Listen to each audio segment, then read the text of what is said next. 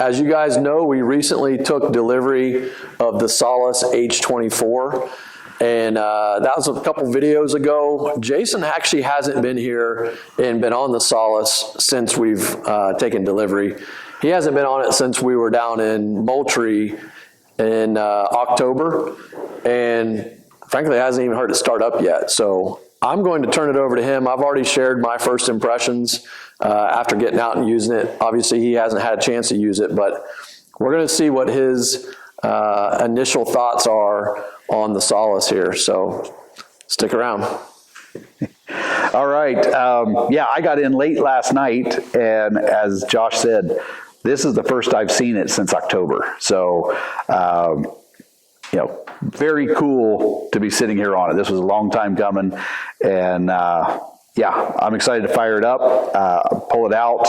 Already, you know, as you know, I had a 25 horsepower tractor before that I sold, and so I've got a little bit of a history that I can compare this one to. So looking forward to checking this out and you know, putting it through its paces. So pretty excited.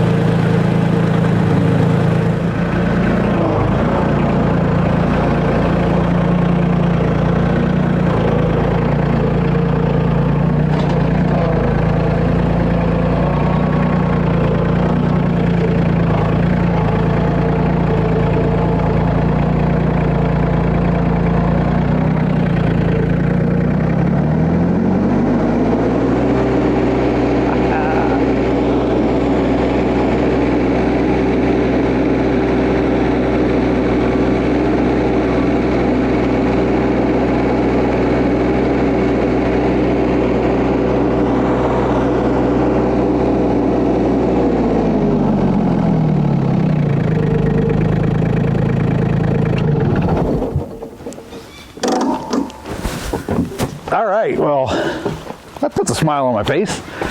I'm not going to lie, you kind of look like a first-time operator on that thing. I was going to say, you haven't ridden this thing before? It'll take a little time to get used to. But, man, hard to believe it's finally here. We've been talking about this for a long time. Can't wait to spend some time on it and really be able to give a assessment of what I like and, you know, just how it operates. That it's I mentioned I had the other tractor for 6 years, the other 25 horsepower tractor for 6 years, so definitely some history there to compare the two. But, you know, very cool when you look around at it. Lots of standard features on this that you don't see on a lot of the compact tractors, and yeah, this is cool. What do you think about that engine in comparison to the sound? Yeah, it's nice. It's quiet. You know, I tend to wear my hearing protection on my tractor because it's so loud, and it's quiet. It's nice. Yeah. So we've got, you know, I don't know about Josh, but I've been saving projects knowing this was coming. And we're obviously standing here in front of the darn barn. I've got some gravel here that needs smoothed out. I've got a whole area here on the side of the barn that's just both ends of the barn, just a muddy mess. So I plan to get some gravel in here, start moving gravel around. Dropped some trees when I was running power to the barn, and so I've got some logs around that need to be cut up and pushed out of the way. So some cleanup projects, and, you know, as soon as we get some of the attachments and implements, then it really opens the door for a lot of projects that we use the tractors for. So, well, I've got about 5 acres covered in leaves from last fall, so I'm hoping to get my hands on a landscape rake pretty soon here. That's going to be one of my first things to tackle. Once we get the pallet forks, I've got a bunch of empty pallets that need to be moved, probably out to the Habitat Oasis for some brush piles. And, you know, I've mentioned in the other videos that I've got a bum leg on the deer right now, so I may be using it a little bit more than Jason is, just for the fact that I don't have a tractor right now. So I'm excited, and so far I've already tackled some things with it, and I've never, other than I guess the Massey, as I mentioned, it's a 22 horse, but it's almost like a garden tractor. This is definitely, you're riding in this tractor versus just on this tractor. So I feel like the operator compartment's pretty nice for this this class of tractor.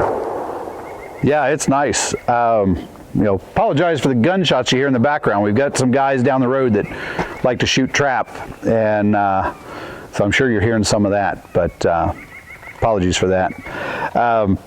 Yeah, I mentioned, Josh talked about a landscape rake. We do have some attachments and implements coming from Solis, so we're expecting in the next couple weeks brush hog, tiller, finish mower, belly mower. So those are coming, and that will really open the door for us to get into it, and just in time for some of our spring projects with habitat management back on the Habitat Oasis project. So those are coming. I know we put together a list of items we want to purchase as well. What do you have on that list? So we're going to put a saw haul on here, so the chainsaw carrier. We're going to put PTO link, which is for making it easier to hook up your PTO attachments. This has standard rear remotes, so we're going to look into getting a hydraulic top link, which we've never had on any of our tractors. Nope. So I'm kind of excited about trying that out. Ballast box is a must before we start moving gravel. Forks, rim guard. I think we're going to get the rim guard or equivalent put into the tires for even more ballast. This tractor is actually wider and heavier than most of the tractors in its class. Maybe all. I don't want to say all because I don't know for sure. But rim guard and ballast are going to be key. I think even for me, just because my 22 horse doesn't have a front end loader, so I haven't kind of operated a loader on a tractor of this size. So I want to make sure that I'm more than cautious on that. What else do we have?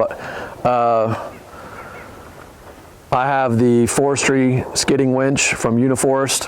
Planning on hooking that up to this because that will is size appropriate for this tractor. So we'll use it to drag some logs out of the woods for the sawmill that hopefully I'll get out at some point. Yeah, I think it's exciting. It's everything, every use case that we're using with this tractor is going to be somewhat new or a comparison to something we've experienced before. So it's kind of let's put it through the paces and test it out. That's what we've been asked to do. Yep. One of the things I'm looking forward to, I was debating when I sold my last tractor whether to sell it or not, the 25 horsepower. And somebody posted a comment and said, if it doesn't earn its kibble, it doesn't stay around my place. And I decided at that point that it wasn't earning its keep, and I got rid of it. One of the things that I really miss is mowing with the smaller tractor. So the way the cabin's laid out here, I've got an open area out front. I can take the big brush hog out there and mow that in no time.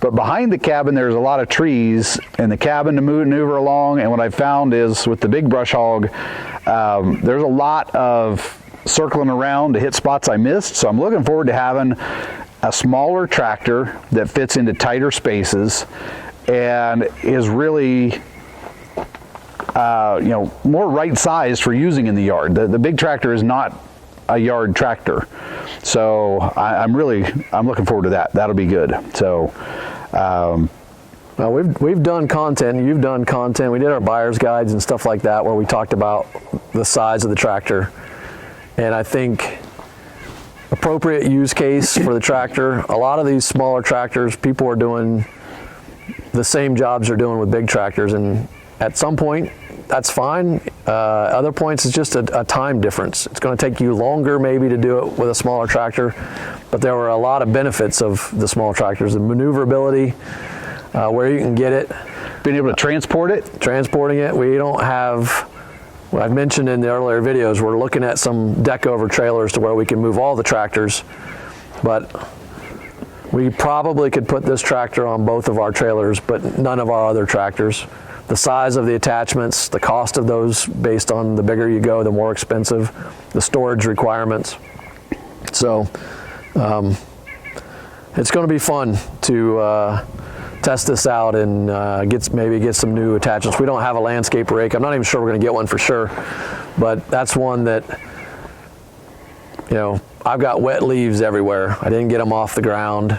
Tried to mow them, tried to brush hog them, and I think that was back when my belly mower wasn't working, and so I got to do something or I'm going to have a bunch of dead grass this spring. So I'm hoping to get that done. But so I'm going to turn it back to you. Just I've talked a lot. I've already used it, and any other thoughts that you've got or things you want to try out? I'll tell you, I don't want to spend a lot of time talking in details just because you saw me back it out. That's as far as I've driven it. So I don't have I don't have any experience with it running. It was cool to start it and hear it.